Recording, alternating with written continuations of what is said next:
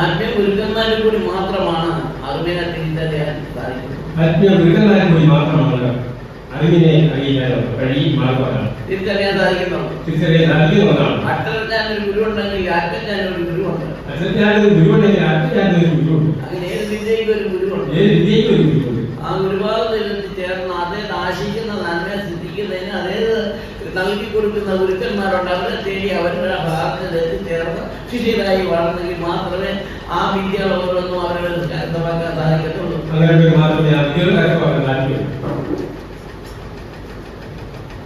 അല്ലാതെ മറ്റൊന്ന് ചിന്തിച്ച് എവിടെ പോയിരുന്നാലും സുഖം വേണം, സമാധാനം വേണം, ശാന്തി വേണം. അത് കൊടുക്കുന്ന സ്ഥലം എവിടെ ഉണ്ട്? അതെവിടെ ഏതങ്ങാടിപ്പെട്ടി കിട്ടും.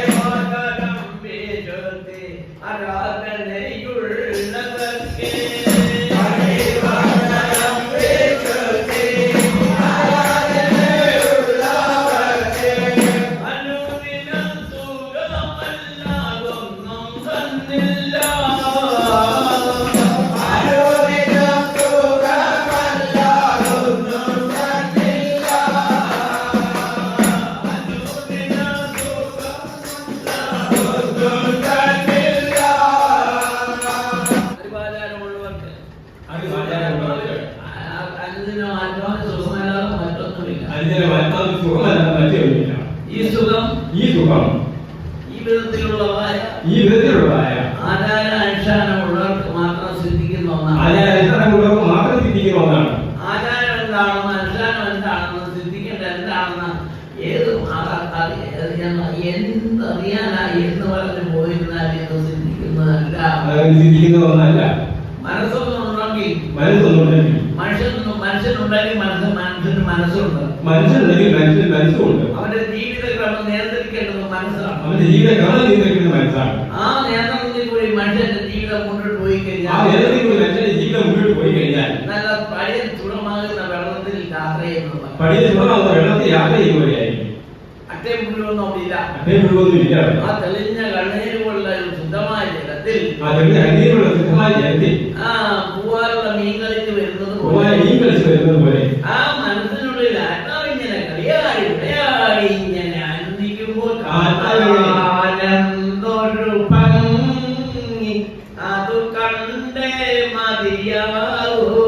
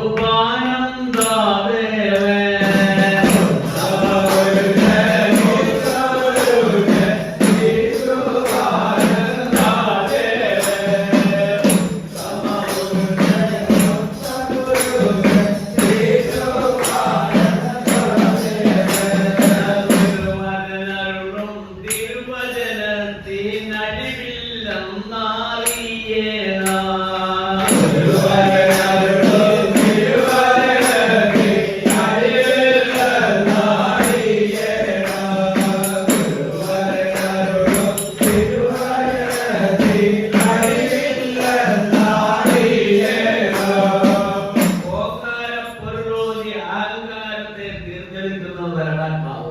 ഓങ്കാര പൊരുളി ആകാരത്തെ തീർത്തിട്ട പരമാത്മാവ്. പരമാത്മാവ്. ആ പരമാത്മാവ്. ആ പരമാത്മാവിനെയാണ് നാം ദിനത്തോറും ഭജിക്കുന്നത്, ആചരിക്കുന്നത്, നമസ്കരിക്കുന്നത്. ആ പരമാത്മാവിനെ നമ്മൾ ആചരിക്കുകയും നമസ്കരിക്കുകയും ചെയ്തുകൊണ്ടിരിക്കുന്നത്. അത് ശക്തിയേറിയ ശക്തനാണ്. ആ ശക്തിയേറിയ ശക്തനാണ്. ശക്തിയേറിയ ശക്തനാണ്. ശക്തിയേറിയ ശക്തനാണ്.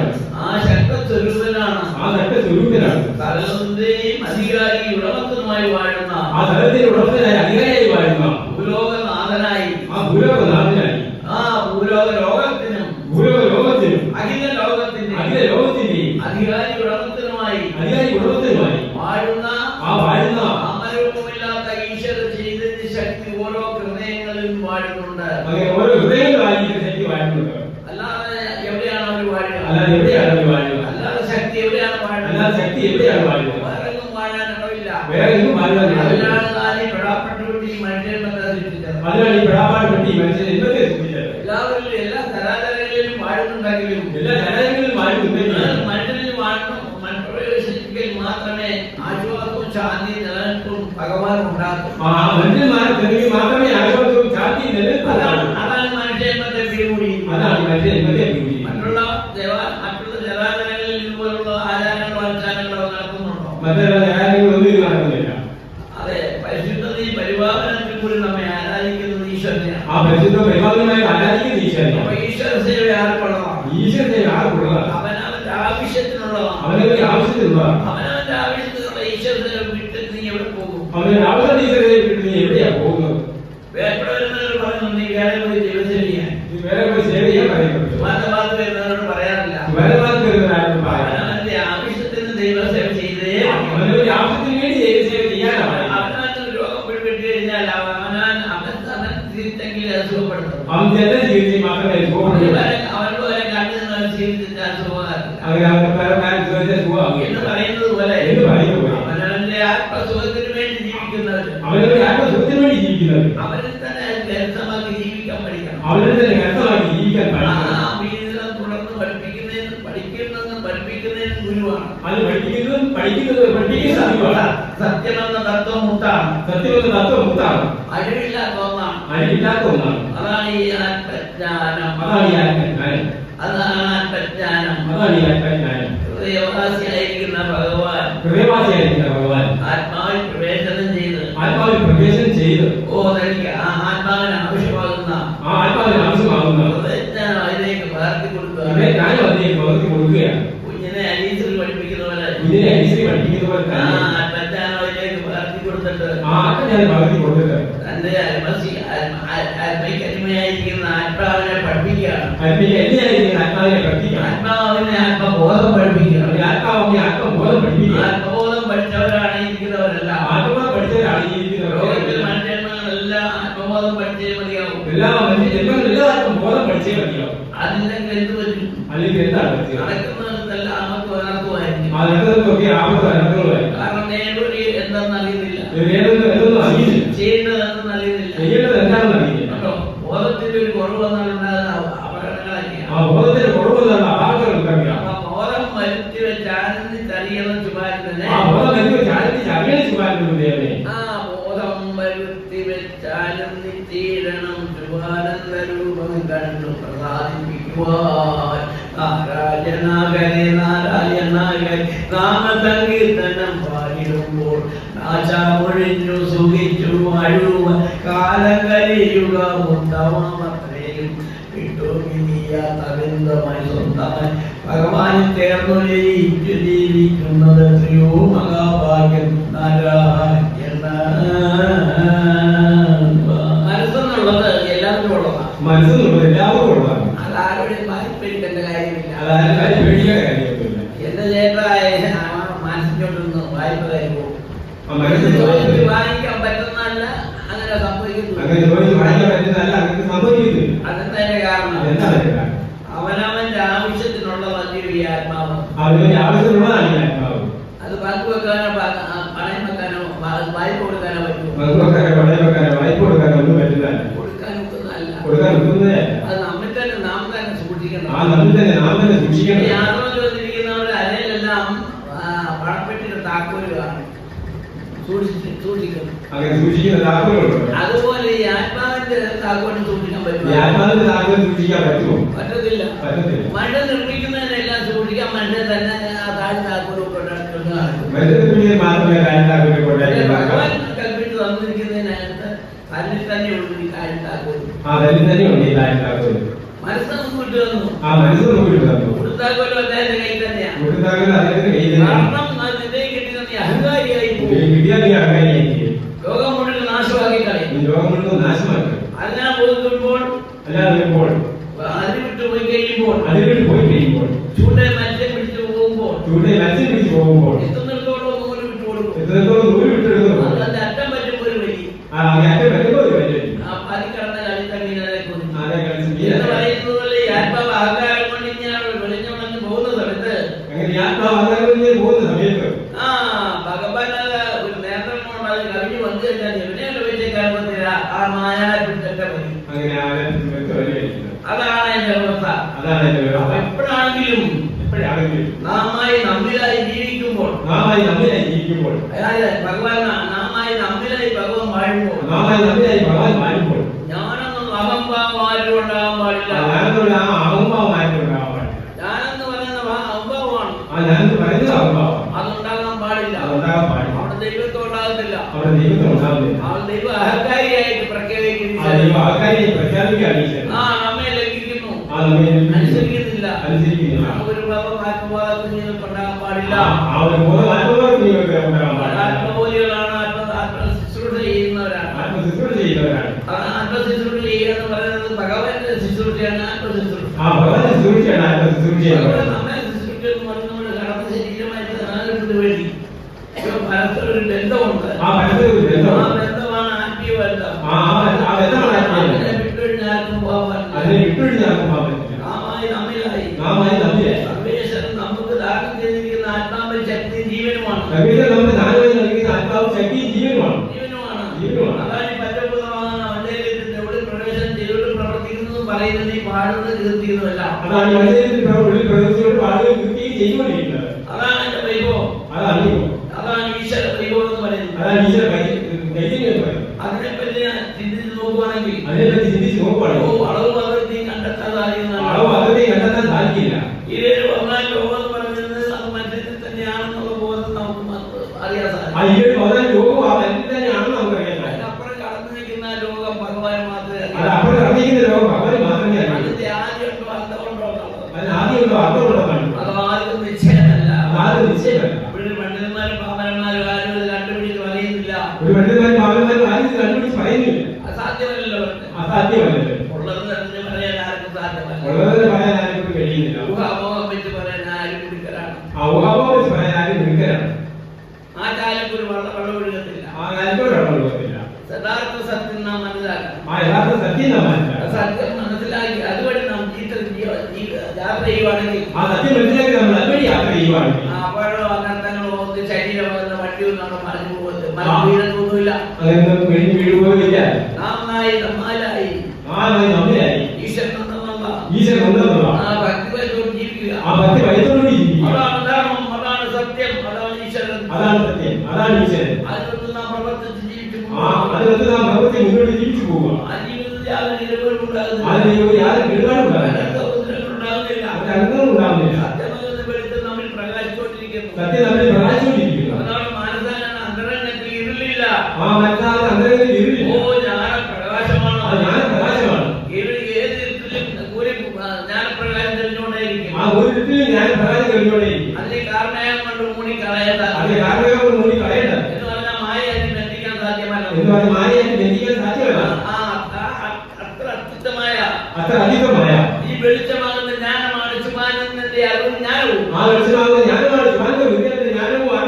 അടങ്ങിയ വേണം നമുക്ക് ആത്മാക്കൾക്ക് മനുഷ്യർക്ക് തന്നിരിക്കുന്നു. നന്ദിയോട് സ്നേഹത്തോടെ ഭഗവാന്റെ വാചകം പറയണം. ബഹുമാനത്തോടുകൂടി ഭഗവാനെ ആചരിക്കണം. സത്യബോധം തെളിയിക്കുമ്പോൾ പ്രകാശം കണ്ടു. ഞാൻ കണ്ടേ എന്റെ ഗുരുവിനെ നിർമ്മിച്ചു വല്ല സാധ്യതയുണ്ട്. അതിനപ്പുറം മറ്റൊന്നും പറയാനില്ല. കാണേണ്ട ഗുരുവാണ്. കാണേണ്ടതായിട്ടുള്ളത് നാം മനുഷ്യൻ കാണുന്നത് ഗുരുവിനെ എന്താണ് ഗുരുവിൽ കൂടി മാത്രമേ ഈശ്വരനെ കാണാൻ കഴിയുള്ളൂ. ആ ഗുരുവിൽ കൂടി മാത്രമേ ഈശ്വരനെ കാണാൻ കഴിയൂ. കാരണം ഗുരു ജ്ഞാനിയാണ്. ഗുരു ജ്ഞാനിയാണ്. അജ്ഞാനത്തിലേക്ക് പ്രകാശം ജ്ഞാനസ്വരൂപനായി ജ്ഞാനിയായി ഉയർന്ന ഭഗവാനെ അദ്ദേഹത്തിന് ഈ പ്രകാശിക്കുന്ന ജ്ഞാന സ്വരൂപനാണ്. ആ ഗുരുവിന്റെ ഉൾക്കാമ്പിൽ കണ്ടുകൊള്ളുന്നതാണ് ഈശ്വരൻ. ആ ഉൾക്കാമ്പിൽ കണ്ടുള്ള ഈശ്വരനെ അതാണ് തന്നോട് അടുത്തിയെന്ന് ജീവിക്കുന്ന ഭക്തർക്ക് ആ ദർശനം ഗുരു നൽകുന്നു. അങ്ങനെ ആ ദർശനം ഗുരു നൽകുന്നു. അതിനുവേണ്ടി പ്രയത്നിക്കുന്നവരായിരിക്കുന്നവരെല്ലാം അതിനുവേണ്ടി പ്രയത്നിക്കുന്നവരായിരിക്കുന്ന ഭക്തരല്ല അങ്ങനെ കണ്ട് അനുഭവസാക്ഷി പറയുന്നത് സരസാണ്. അങ്ങനെ കണ്ട് അനുഭവസാക്ഷി പറയുന്നത് സരസാണ്. അല്ലാതെ അതുകൊണ്ട് എന്തുകൊണ്ടൊന്നും പറയാതിരിക്കുന്നു. അത് എന്താണ് പറയാതിരിക്കുന്നത്? കാണാൻ പഠിച്ചിട്ട് വേണം പറയാൻ പഠിക്കാൻ. കാണാൻ പഠിച്ചിട്ട് വേണം പറയാൻ പഠിക്കാൻ. ആദ്യമേ നിങ്ങൾ കാണാൻ പഠിക്കുക. ആദ്യം നീ കാണാൻ പഠിക്കുക. കാണാൻ പഠിച്ചിട്ട് പറയാൻ പഠിക്കുക. ആ കാണാൻ പറഞ്ഞ് നീ പഠിക്കാൻ. അല്ലാതെ പറയുന്നത് അല്ലാതെ എങ്ങനെ നിങ്ങൾക്ക് പറയാൻ പറ്റും? ആദ്യമേ കണ്ടു പഠിക്കുക. ആദ്യം കണ്ടു പഠിക്കുക. അത് കേട്ട് പഠിക്കുക. അത് കേട്ട് പഠിക്കുക. ബോധ്യപ്പെടുക. എന്നിട്ട് വേണം പറഞ്ഞ് മനസ്സിലാക്കി. എന്നിട്ട് വേണം പറഞ്ഞ് മനസ്സിലാക്കി കൊടുക്കുക. അല്ലാത്ത പൊരുളും പ്രസംഗമൊന്നും അത്ര ശരിയാകും. അല്ലാത്ത വാചകങ്ങളും പൊരുളും ഒന്നും ശരിയാവും. മധ്യയുഗത്തിലെ കാലത്ത് പ്രത്യക്ഷമായി പാടുന്ന ഈ പുണ്യഭൂമി, അല്ലെങ്കിൽ കലിയുഗത്തിൽ പ്രത്യക്ഷമാകുന്ന ഈ പുണ്യഭൂമി, മാറ്റവും മരണമില്ലാത്ത ഈശ്വരൻ നിലനിൽക്കുവാൻ മാറ്റവും മരണമില്ലാത്ത ഈശ്വരൻ നിലനിന്ന് വാഴുകയാണ്. ഭാഗ്യം സിദ്ധിച്ചവരാരുണ്ട്. ഭാഗ്യം സിദ്ധിച്ചവരാരുണ്ട്. എവിടെ കേൾക്കാം ശുഭാനന്ദ ഭഗവാനെ ഞങ്ങൾ പറയുന്നത് കേൾക്കാം. എവിടെയും കേൾക്കാം ഭഗവാനെ. ജ്ഞാനികളായിട്ട് മറ്റുള്ളവരോട് പറഞ്ഞു കൊടുക്കാൻ ധൈര്യമുള്ളവരാണുണ്ട്. ജ്ഞാനികളായിട്ടുള്ള മറ്റുള്ളവരോട് പറഞ്ഞു കൊടുക്കാൻ ആരാണുള്ളത്? അതിന് ചില അധ്വാനം കൊണ്ടേ പറ്റും. അത് അധ്വാനം കൊണ്ടേ മാത്രമേ. ഏതിനും പ്രയത്നത്തിനാണല്ലോ പ്രയത്നം. ഏതിനും പ്രയത്നത്തിനാണ് പ്രയോജനം. ഏതിനും പ്രയത്നത്തിനാണ് ഫലം കൊടുക്കുന്നത്. ഏതിനും പ്രയത്നത്തിനാണ് ഫലം കൊടുക്കുന്നത്. അതുപോലെ ആത്മജ്ഞാനം നാം വഴി പോലെ ഗ്രഹിച്ച് പഠിച്ചാൽ, ആത്മജ്ഞാനം വഴിപോലെ ഗ്രഹിച്ച് പഠിച്ചാൽ, അതുപോലെ തന്നെ ഏത് കാറ്റുവാർത്തയ്ക്ക് നമുക്ക് സംസാരിക്കാം. ഭാഗ്യത്തിട്ട് പോകേണ്ട കാര്യം. കാരണം താൻ സ്വയം ജ്ഞാനിയാണ്. താൻ സ്വയം ജ്ഞാനിയാണ്. ആ ജ്ഞാനിയുടെ ശിഷ്യഗണങ്ങളാണ് നാമല്ല. ആ ശിഷ്യഗണങ്ങളാണ് നാമല്ല. അല്ല ശിഷ്യകളാണ് നാമല്ല.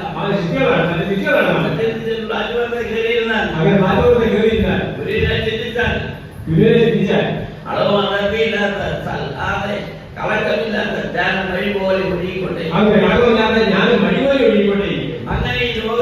അങ്ങനെ ഈ ലോകത്തിൽ സഞ്ചാരത്തിലല്ലാതെ ഇപ്പൊ എവിടെയെങ്കിലും ഇതെങ്കിലും എവിടെയെങ്കിലും ഒന്ന് കാണാൻ സാധിക്കുന്നു. ആരെ മത്സരിച്ചാ മാനസിക്കേണ്ടത്? ആരെ മത്സരിച്ചിട്ട് മാനസിക്കും? അവനവന്റെ അഹങ്കാരം കൊണ്ട് മതിമറന്ന് മാനസിക്കും. ഞാനെന്ന ഭാഗം അഭാവമാണ്. ഈശ്വരനുമായിട്ട് യാതൊരു ബന്ധവുമില്ല. ഈശ്വരനല്ലോ എന്തിനുപേക്ഷിച്ചോ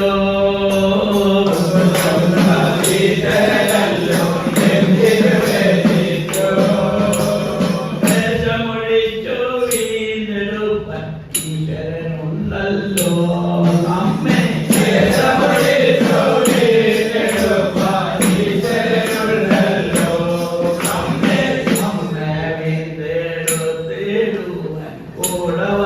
ഭവനേ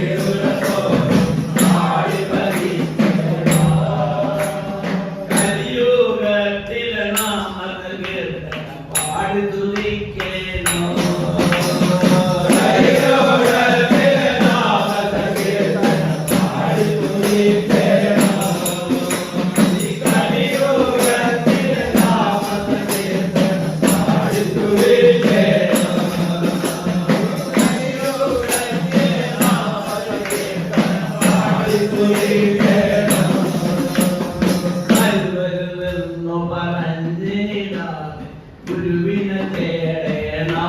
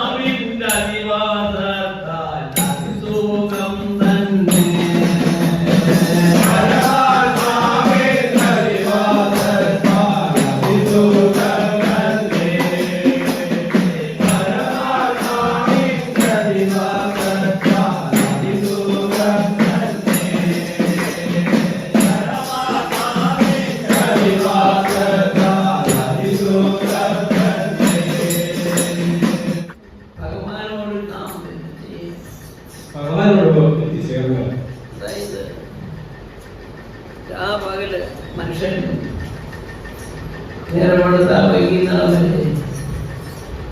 എന്തെല്ലാം രോഗകാര്യങ്ങളൊക്കെ പറഞ്ഞു ജീവിച്ചും കളിച്ചും കഴിഞ്ഞു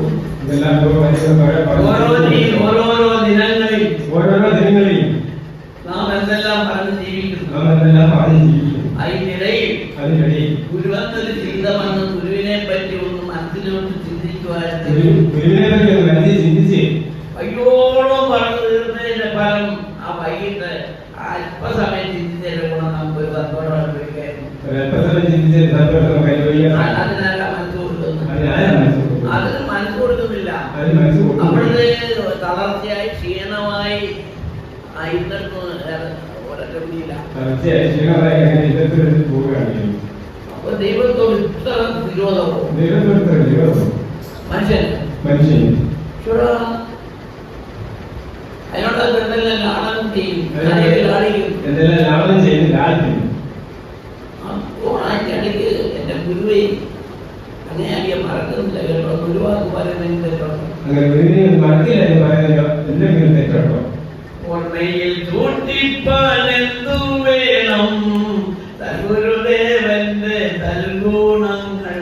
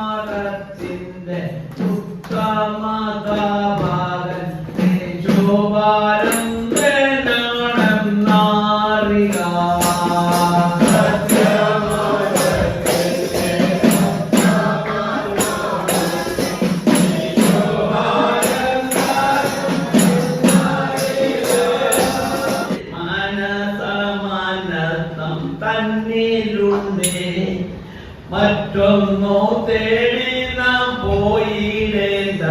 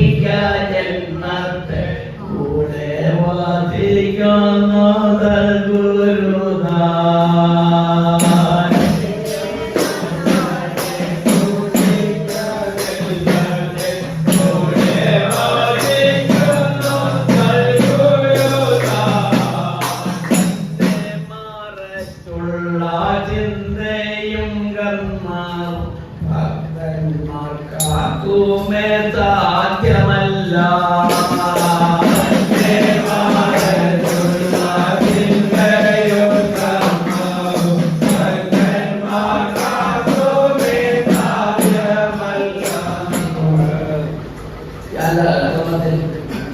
തിരുവനന്തപുരം നടത്തിയിരുന്നു ആചാരകർമ്മങ്ങളിലും സൽക്കർമ്മങ്ങളിലും ഗുണങ്ങളിലും ബന്ധിക്കുന്ന എല്ലാ പ്രധാനങ്ങൾക്കും ദീർഘായുസ്സും ദീർഘകാലമായിട്ടുള്ള സമൂഹത്തിന്റെ കാലമായി നൽകുന്ന പ്രാർത്ഥനയെക്കായിട്ടുള്ള അനുഗ്രഹിക്കുവാനാണ് പ്രാർത്ഥിക്കുന്നു.